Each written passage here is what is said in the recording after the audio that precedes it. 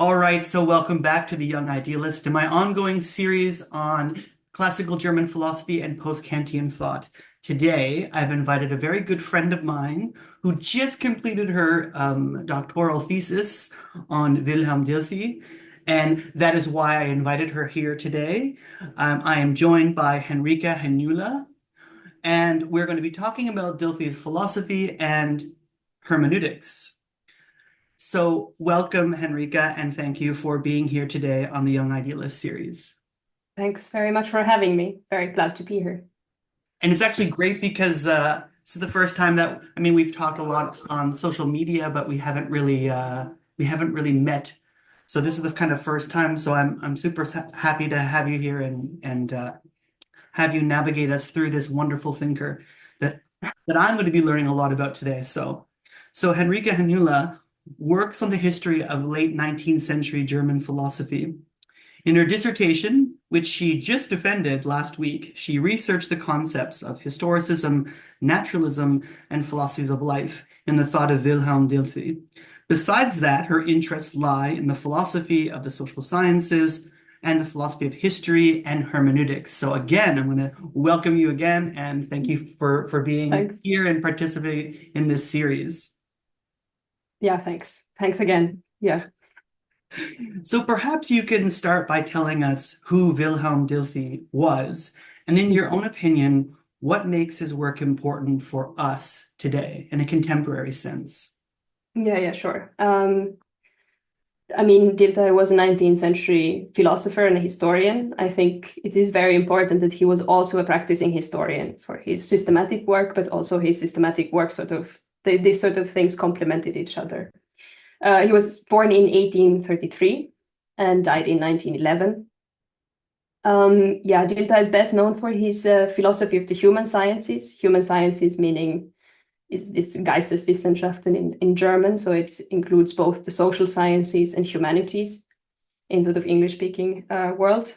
There are historical reasons why there is a difference between the German term and the English term. We can come back to that later. And obviously, he's very well known in the sort of as a canonical thinker of hermeneutics. But since I have now been researching Dilthey for a long time, I also wrote my master's thesis on him. So it's been like good 7 years now. I think his work is also otherwise very rich. He's thinking about historicity, he's thinking about agency. These sort of things are, I think, very, very interesting. And also there's like so much to discover. And what today maybe is sort of interesting from today's perspective is his concept of lived experience, because he was very adamant on sort of historicizing our agency and our sort of cognition. Thinking as a thinking subject is not sort of like a person who just thinks abstractly, but it's something like thinking is embedded in a historical, cultural and social situation.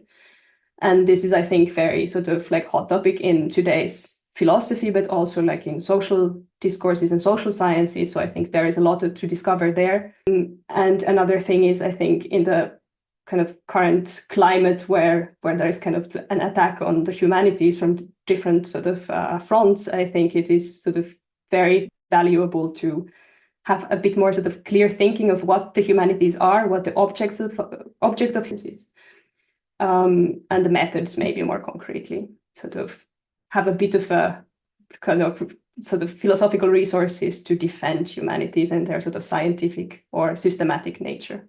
I think those are my sort of favorites from Dilthey right now. So you've given us a very rich answer for those that don't speak the German or don't know the historical context of it. Yeah, sure. So Geisteswissenschaften would be translated, it would be sciences of the spirit. That doesn't mean anything spooky. Spirit just means something that is sort of, for Dilthey at least, it means something that is sort of created by humans, kind of the product of human agency or human creativity or sort of imagination. So everything that humans have created is part of, like, it sort of stems from the spirit, kind of. And that is what the humanities study or human sciences study. So that can be sort of the systematic social sciences like political science or economics and so on. These would also be included in the conception of like a Dilthey's conception of Geisteswissenschaften or human science. Could you maybe briefly give us a sketch of Dilthey's life? It doesn't have to be exhaustive, maybe just highlight the maybe main events. Sure. Yeah, I mean, as I said, Dilthey was born in 1833. He was born in Biebrich am Rhein, which is close to Wiesbaden in Germany, for those who know German geography. He was born to a Protestant or Calvinist father. His father was a priest, Calvinist priest. Like actually so many other German intellectuals from the 19th century. It's like incredible how many of them were the sons of like Protestant pastors. He started his studies with theology. His goal was to also become a priest. He started in Heidelberg, but then very soon, like a couple of years after that, he moved to Berlin. There is like a wonderful letter to his father where he just explains that he needs to go to Berlin because that's where like a person has to have lived in a bigger city in order to have like life experience. So he has to move to Berlin. And there he sort of got secularized and studied history and philosophy, especially history. He studied under Leopold von Ranke, who is known as kind of the father of modern scientific historiography. So that was very influential. And actually, Dilthey lived, because I mean, I have read his correspondence, there is a lot of it. He is kind of his life from his 20s to his 40s is to sort of like very precarious academic existence that we can, I think, identify with as modern academics very well. He was living off of short-term contracts and sort of different gigs and kind of writing whatever, sort of public stuff. But then in his sort of late 30s, he started to get these sort of longer contracts. And finally, he also got like a more prestigious position in Berlin, actually like the chair that Hegel had. I mean, not like directly, but like because Hegel died already in 1831, I think. But it was like a prestigious chair. So then he had this sort of like legitimacy that brought. That was possible because he had written a very influential work on Friedrich Schleiermacher, so the Hermeneutician biography, and then also a systematic work, the first volume of his Einleitung in die Geisteswissenschaften, which is Introduction to the Human Sciences. What is interesting that both the Schleiermacher biography, which was also like the first part of the Plan 2, and the Introduction to the Human Sciences, it was the first volume of, I think, planned 6 or 7 volumes. Neither of those projects was ever finished. Unfortunately, Dilthey is known as the man of first volumes. Whole project being a bit of like having this character of always being a bit of a sketch. So it was never really finished in this intended form. It doesn't mean that it's incredibly rich, and I think that's one of the reasons why it was never finished, because Dilthey was just like writing all the time. He was very prolific. He was writing historical works and he was writing these systematic works, but never sort of like finishing anything, which is also honestly a little bit like easy to identify with, I think, as a modern scholar. As I said, he was in Berlin, then he at some point retired from teaching, but like continued writing prolifically. He had correspondence with important thinkers. I mean, Edmund Husserl is one important person. He had like a brief interaction with him in 1910, and then he died in 1911 on a holiday in Italy. So yeah, that was his life, very sort of briefly. Well, there's two things I wanted to say, just because we're both in academia and going from contract to contract is super stressful. So I can see, but still he had such a robust outlet of working. And I can see why you're so passionate about him. Schelling has multiple sketches, multiple works that are unfinished. So it's great, when we think of like unfinished work, it doesn't mean that there's nothing rich or nothing really, really important in those works. They're still really, really great to study, and it just means that they're working and redefining or moving along. So yeah, exactly. They're like pushing the boundaries of like what, like you can imagine what Dilthey was like would have wanted to do, and sort of as like conversation openings, they are great. And I think that's where their kind of richness is. And sometimes you have to sort of let the richness do its work rather than kind of the systematic or systematicity. And that's definitely the thing with Dilthey often, that you have to kind of just take him with some contradictions in his thought and be like, sort of just appreciate the thought as it is, as to kind of a messy collection of wonderful ideas that come together, yes, but they aren't sort of always presented in a sort of super systematic form. But I mean, as you said, I think Schelling is the same. And I mean, there aren't that many philosophers who would be like always on point, always systematically sort of robust. So that's also fine. Do you think is there anything in his amongst his interlocutors through his letters that stands out to you? Is there one letter that just you go back to in your own research or your own work that you're just it sticks out to you right away, or are they all kind of very memorable for you?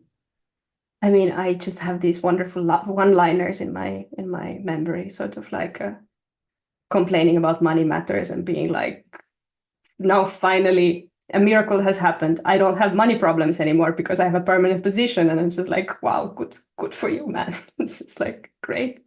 So these sort of things. But I mean, his correspondence is also really important because he was for me when I was researching, because he works out a lot of his ideas with with like fellow philosophers, like other academics in his correspondence. So they are also like a great source for his thought, like for understanding where he's coming from. A lot of people don't realize that certain philosophers work better with interlocutors. So someone like Leibniz, a lot of his main works written through letters and through replies to specific works. So this is fascinating. I'm learning so much. So thank you so much so far. This is great. Who, in your opinion, were Dilthey's main philosophical influences, and how do you think that Dilthey employs these influences in his body of work? Yeah, thank you. That's a great question. And also I think it's important to situate Dilthey a little bit. If I would have to name one very important person, one very important philosophical influence, it would be Friedrich Schleiermacher. His Hermeneutics, important kind of resource to which Dilthey would always come back to, because he was sort of always kind of working on Schleiermacher, like from the beginning. I think his dissertation is already on hermeneutics and also definitely Habilitationsschrift. And then he sort of continues, and as I said, the important biography. So there where his sort of basics of his hermeneutics definitely comes from. What is also interesting is, of course, that I think any 19th century philosopher, like late 19th century philosopher in Germany, would be sort of doing philosophy in the shadow of Immanuel Kant, obviously, but also Hegel, even though maybe to a bit of a lesser extent. Influence in Dilthey is that he sort of tried to conceptualize his project, the introduction to the human sciences, in terms of a critique of historical reason.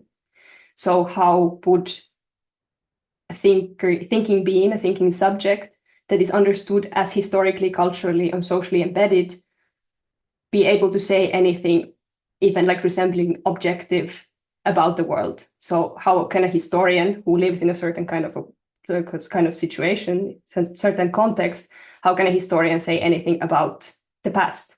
My thinking is historically constructed, then obviously I sort of anything that I say about the past can be seen as relative. So that's kind of the Kantian sense. But at the same time, obviously, when you sort of argue that reason is not pure, sort of it's not a critique of pure reason, but it's like a critique of historical reason, then it's also profoundly like anti-Kantian. But I would still say that, you have to be responding to Kant in any way. And Hegel, there is a similar kind of double structure where Dilthey was against Hegel in many ways, sort of positioned his philosophy as anti-Hegelian in the sense, especially philosophy of history, sort of this basic Hegelian sort of metaphysical idea that there is like a dialectics, or that there is a certain direction to history. It was kind of the story that Dilthey was using and positioning himself against, because he would be sort of then arguing that history is always immanent, that we cannot sort of find this sort of universal ahistorical kind of structures guiding history forward, not even through philosophical reasoning. But at the same time, Dilthey also, especially in his later works, was kind of utilizing Hegelian conceptions. Especially important was objective spirit. He just stripped it off of kind of the Hegelian kind of metaphysics, because for Hegel, objective spirit is this sort of like a stage within, or one of the three building blocks of the world, sort of, and it has this sort of metaphysical connotation. But for Dilthey, objective spirit would be like a bit like what I said about Geist or spirit. It's like the everything that human agency and human creativity and human imagination has created. So basically social, cultural, and historical existence. And that would be like, all of that would be objective spirit. So he was kind of using these things. And if I may say one more thing about, because I mean, in my dissertation, this was especially important, that when we try to understand late 19th century German thought, we also have to sort of understand the situation and the specific like sociological situation in which philosophy happened, because it was much more interdisciplinary than it is today. And this is especially important when we try to understand psychology and history of psychology, because psychology was happening in philosophy departments. And it was also often conceived of as part of philosophy or kind of a scientific version of philosophy. And Dilthey's thought about agency and about cognition cannot be understood without this context, I think. So the influences from like the father of scientific psychology, Wilhelm Wundt, for example, is very important. And he sort of thought was kind of drawing from these and also often positioning itself against this sort of scientific, what we would say sort of more natural scientific or clinical versions of psychology. If you wanted to say something more about the psychological element of his thought or literary elements, unfortunately, I'm not well versed in Dilthey, so you have to kind of teach me here. So if there are, other than Wundt, like other psychological or literary influences, please, jump in. Yeah. No, I mean, this is just it's just like my personal passion project is a little bit to try to sort of open up the idea of what philosophy was in the late 19th century, and not really too much in the sort of canonical thinkers influencing each other, but rather see kind of the sociological situation in which kind of that happened. So that's why it's, I think, for me personally, very interesting, especially Dilthey's writings from the 1890s, which are mostly about psychology. Also, we're trying to sort of like define what psychology as a subject is. And Dilthey's idea was sort of, he was trying to conceive of it as in terms of like sociology or anthropology, kind of, that we have to understand that psychology proper, kind of a pursuit, should be trying to understand human beings as cultural and historical beings. So something that today's sort of sociology would maybe do, or historians also. So that we cannot have psychological knowledge without sort of historical knowledge. So with these writings, he was, I think, sort of very much trying to also contribute to discussions about like the nature of psychology, the nature of, and kind of the future of philosophy, history, what role history plays in sort of in departments and so on. And there are like fascinating kind of departmental struggles that are just like underlying all that. So, there were people who wanted power basically, or positions, and then that also influenced a lot of these debates. So what I'm like enjoying about the discussion is that seeing the passion in your face when you talk about Dilthey, I can see this like sparkling in your eyes, like your face entirely lights up when you're talking about Dilthey. So that's really, really nice. I get the same way when I'm talking about Schelling. What I wanted to say that's interesting about Dilthey is it seems like for Dilthey, objective spirit or maybe history is kind of like a continuum, as opposed to, now I'll take the brunt of the Hegelians here, as opposed to Hegel's kind of Eurocentric readings of Indian culture, Indian mythology, China, and stuff like that. So it seems like maybe he sees everything as a more continuum of objective spirit kind of unfolding or reach, it's not so teleological, but it's more about the whole as opposed to specific parts. Yeah, no, that's an important point. As philosophy definitely have resources to think of history and cultures more sort of in this sort of pluralistic way, that we sort of appreciate their beauty and their difference and everything. That's not only Dilthey, but it's there's a whole tradition starting from like Schleiermacher and von Humboldt, and also Herder is earlier, sort of German historical school where this comes from. And it's like there are definitely resources. That doesn't mean that in practice these historians wouldn't have been Eurocentric. Dilthey also was like almost exclusively interested in German history and was writing about that. And he was a 19th century guy and had certain like prejudice sort of against women, but I mean, he's also like really not the worst offender, I have to say. So that's at least good. But yeah, there's definitely like at least philosophical resources to think about history in this sort of pluralistic way. And I appreciate that a lot about him. Yeah. No, these are great points. These are points to highlight the kind of unity or Unitarian thought or pluralistic thought. I like the way you stated that. So this discussion's been taking a really, really nice unfolding. Like we've gone from the influences, biography, we've talked about different disciplines, and now it's perfect. So the next question, we reach this point just fluidly. So what sort of methodology did Dilthey use in his thought, and how important was this method for the human sciences? And it seems like already he's an interdisciplinary thinker in the humanities and the human sciences, the Geisteswissenschaft. So was there a particular method, or how did he apply all of these particular disciplines?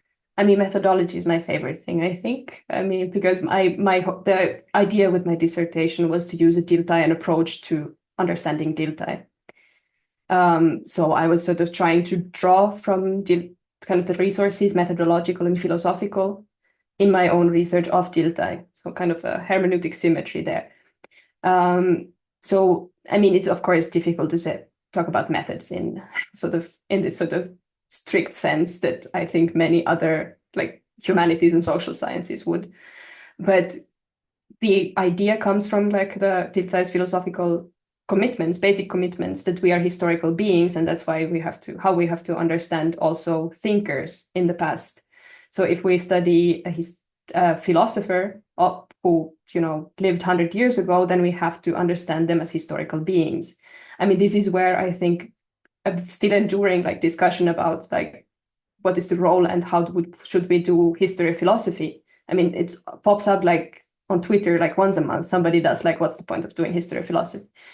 What Dilthey would say that how we have to do history of philosophy is that we have to understand philosophers as historical beings answering certain kinds of questions, and only through that can we understand the systematic relevance of their philosophy.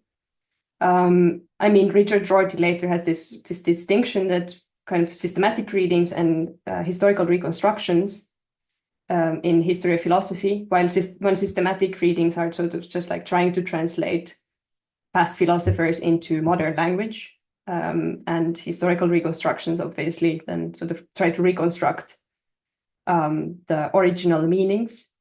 So in the first one, the kind of the historical particularity of thought is not as important as in the second.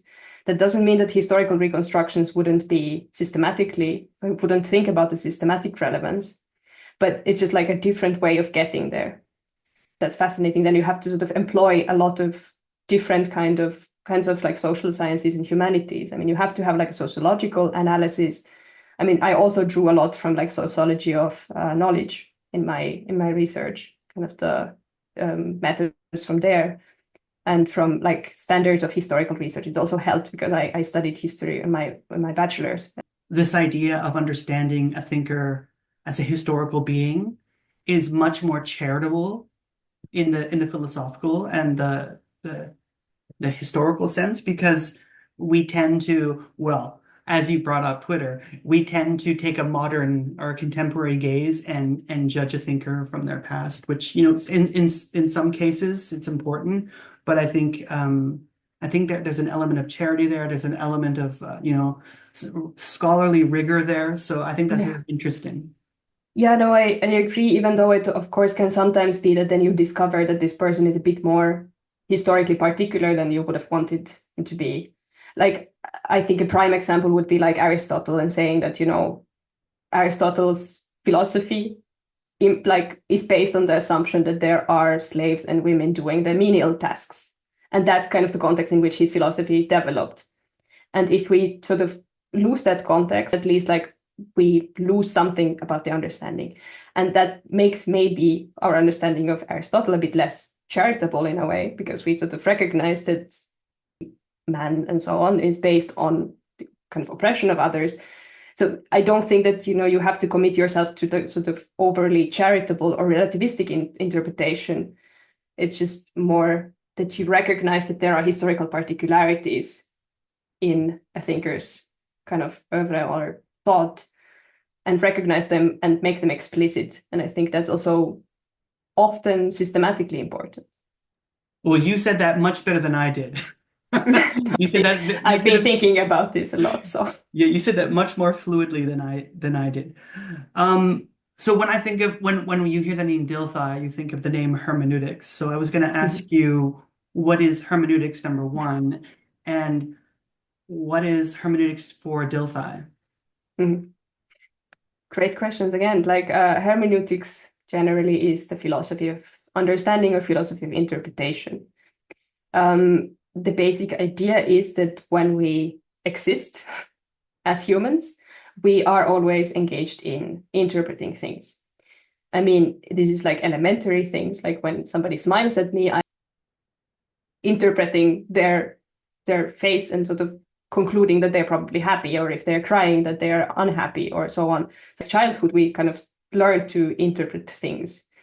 Then sort of when we engage with more complex things in society, societal sort of existence, then this sort of interpretation or understanding becomes more complex. If I sort of see an artwork, then kind of the task of interpreting is much more complex, but it's basically still the same kind of, based on the same kind of basic thing of existing socially as a human being. Interpretation and understanding are both very sort of elementary, but also very complex processes. And hermeneutics is something that sort of studies that philosophically. Important, like classical thinkers are, as I said, Friedrich Schleiermacher. Dilthey is also in this kind of canonical story of hermeneutics, Heidegger, and then Gadamer. I mean, what must be sort of noted is that it's Hans-Georg Gadamer who basically kind of wrote that sort of big four of hermeneutics. So he kind of created that canon. And that brings me to sort of, because for Gadamer, hermeneutics is understood as this sort of like a global, universal philosophy of understanding. For Dilthey, I think it's a bit more sort of limited sense, where he sort of thinks that hermeneutics is something that gives us or tries to understand the rules of interpretation on this higher level, and especially in the human sciences or social sciences, sort of like rules like comparison or steps that we take when we interpret things. And hermeneutics would be something that sort of tries to make sense of this. Yeah, but it's one of these concepts that is sort of employed in different ways. And it's sometimes difficult to get, like Gadamerian reading is so important. It's often, I think, difficult to detangle Dilthey's hermeneutics from that reading. And I don't think it's always necessary, but yeah. Do you have a favorite text by Dilthey where he uses hermeneutics in a particular sense that would maybe illuminate it for viewers? Yeah, I think one like easy, relatively easy text would be The Rise of Hermeneutics, I think it is called in English. And it's not long, and it sort of tracks the history of hermeneutics. It doesn't really say much about what Dilthey thinks hermeneutics is, but it still like gives a good introduction of what hermeneutics means. So, and it's like a few pages, like 10 maximum. So I think it's a very sort of good thing to read if you want to know what hermeneutics. I think that's great. So now the viewers have something to look out for. And it's also beautiful. I mean, he also writes really beautifully sometimes. So. Oh, that's great. Well, after reading Hegel and then after that, so I'm down for any thinker that is clear and expresses their ideas and is a beautiful writer. I never actually knew that there was this, this kind of canon of hermeneutics from, I mean, I knew, of course, about Schleiermacher, but I didn't really know that when Schleiermacher and then Dilthey and then Heidegger and then Gadamer, that's great to know. So thank you for that. What are some of Dilthey's main concepts or ideas, and how do you think these ideas differentiate his philosophy from other philosophical thinkers? Now, this is a very vague Mhm. question, so I apologize. And we've already been talking about Dilthey's work in regards to history and to hermeneutics and to pluralism. Maybe you can highlight one of his main concepts or one of his main Mhm. things that kind of inspires you in your own work. Yeah, maybe we could use the lived experience as something because it has this sort of, it is both a little bit like existential or sort of like has these life philosophical connotations, but it's also the like the basis of his epistemology. So it's a very rich concept. Because I mean, now lived experience is something that is like thrown around a little bit. So in his work, he uses it kind of lived experience is something that, my experience, and that's my experience of the world. And that's where my interpretation of the world starts, obviously. Because I mean, I cannot go outside of my own head. I have to start the interpretation from my own lived experience. But at the same time, when I interact with the world, or I sort of gain more experiences, basically. And then I, as an agent, as a knowing subject, change. And the position in which I am in the world changes. So that's kind of the basic idea of his hermeneutics, but also his epistemology of the human sciences. The other thing is that because I am a human being, I am in a unique position to understand the human world. So, for example, a dog doesn't see the human world in the same concept as humans do. How like ants like seem to have very complex social structures. But because we are not ants and don't live in their culture, we don't understand it from this sort of same point of view as we understand as humans. Because I mean, as a human being, if I see a car, I understand that it is something that is meant for driving. So it is kind of, I can understand the intentions behind these objects. So it is not just like something abstract, it is something that is meant for something. I mean, this is then later radicalized in Heidegger kind of with this kind of Heideggerian language, but like in Dilthey, I think there is this similar idea that we see the kind of the intentions and we see the kind of what things are meant to do, and we are kind of capable of interpreting them exactly because we live in this world. We have this lived experience of being a human being in a certain kind of world. So that's how it's sort of epistemologically relevant. But then, of course, it also becomes like a kind of an existentialist idea because then kind of lived experience and my sort of my emotions and my sort of I'm not just thought, I'm also how I experience the world is colored by my experiences, my emotions, and especially my volitions, sort of the will Schopenhauerian and Nietzschean sort of undertones there. Experience the world through my because I want things. So that's kind of Interesting. Is there a kind of like Lebensphilosophy here that's maybe is he part of this kind of philosophical system of Lebensphilosophy? I know Existenzphilosophie was Jasper's, but I know there was a Lebensphilosophy as well too. yeah. Good question again, and I'm very, very happy that I get to clarify this because this is a bit of a nerdy point, but it's like nerdy in a way that I really enjoy. So yeah, Lebensphilosophie was like a Weimar Germany kind of popular philosophy in Weimar Germany, so 20s and 30s. And then it has this kind of association with like National Socialist ideas. Spengler, for example, would be a Lebensphilosoph, Ludwig Klages and so on. And in the 20s, kind of this idea of Lebensphilosophie was reconstructed by Max Scheler. So he wrote this influential book trying to explain what Lebensphilosophie is. So philosophy of life. And Dilthey was put in this category by Scheler, together with Nietzsche and Bergson, the French philosopher. But Dilthey himself did not understand himself as Lebensphilosoph or philosopher of life. For him, Lebensphilosophie meant something that is kind of pejorative. It meant something that, well, Nietzsche and Schopenhauer were doing that is not like academic, and he understood himself as an academic philosopher. But at the same time, he was still, I think, approaching similar sort of questions that are existential and also like, have to do with life, just from a sort of often from in a kind of more academic language, I would say. So it's a very interesting kind of interpretive question whether Dilthey was a Lebensphilosoph or not. But there are like nuances there that are. But yeah, definitely I would say that there are important kind of ideas about what life is, what existence is in Dilthey's thought. They're just not always explicit. You have to kind of dig them out. No, I'm actually really happy that you laid that out for our viewers and for myself as well. That wasn't one of the questions I sent to you. Sorry, but the discussion is going so nicely. It's Yeah. Now we're kind of at the last question, which is it's going so fast. See, when you're having a good time, time flies by. Maybe you could hash out the thesis of your recent dissertation. If it's, I don't want to bring up trauma. I'm just kidding. What was your actual thesis about in your dissertation? I know it had a lot to do with Dilthey. You wrote your master's thesis on Dilthey. So what is the main theme or thesis that you're working out?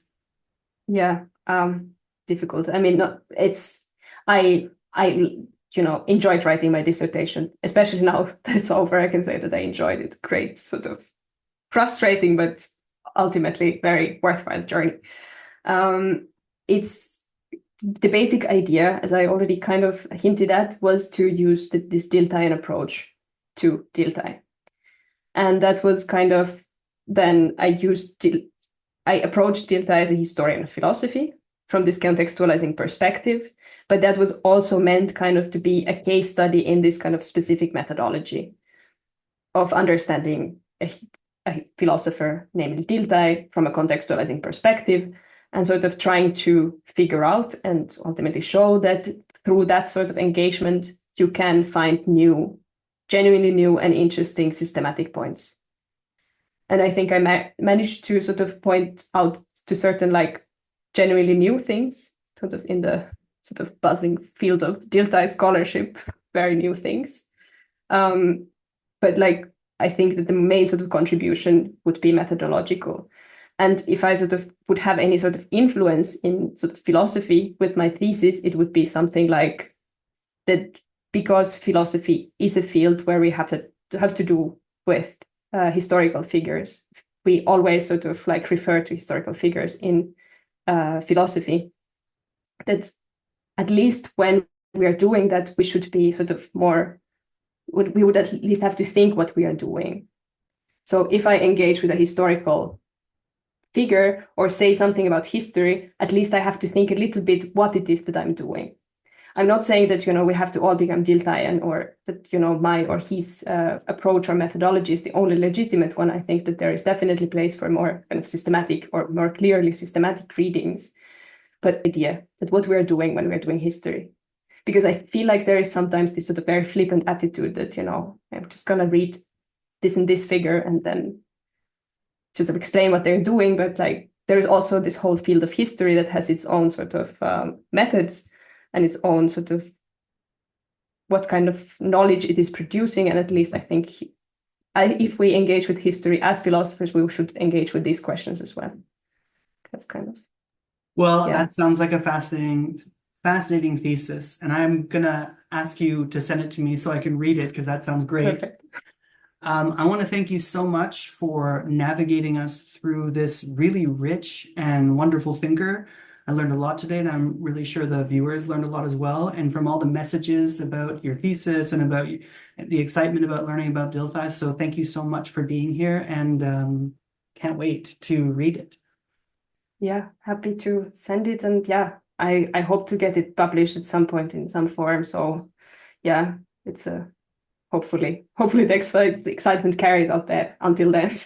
So when you get it published and you kind of rework it as a text, I hope you will come back here and we'll discuss it as a book. As a book. All right.